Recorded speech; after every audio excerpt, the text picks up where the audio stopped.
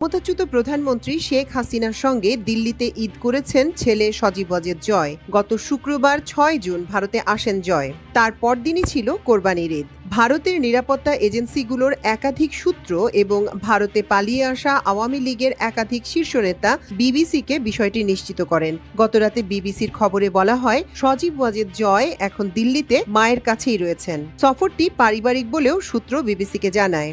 এদিকে কলকাতায় পালিয়ে থাকা আওয়ামী লীগের নেতাকর্মীরা অলীক স্বপ্নে বিভোর। তাদের ধারণা, বিএনপির সঙ্গে বিরোধে জড়িয়ে বাংলাদেশের অন্তর্বর্তী সরকারের প্রধান উপদেষ্টা ডক্টর মোহাম্মদ ইউনূস পদত্যাগ করতে পারেন।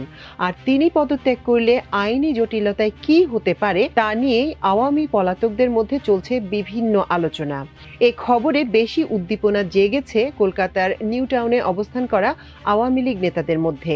নড়ে চড়ে বসেছেন ভারতীয় গোয়েন্দা সংস্থা রয়ের হাসিনা পুত্র সজীব ওয়াজেদ জয়কে ১/১১ স্টাইলে বাংলাদেশের ক্ষমতায় বসানোর চেষ্টা করছে নয়াদিল্লি, এমনটাই বিশ্বস্ত সূত্রের খবর।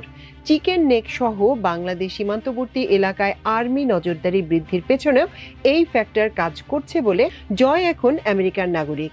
তার বাংলাদেশি পাসপোর্ট বাতিল হয়ে গেছে, তবে তিনি আবেদন করে দিল্লিতে এসেছেন।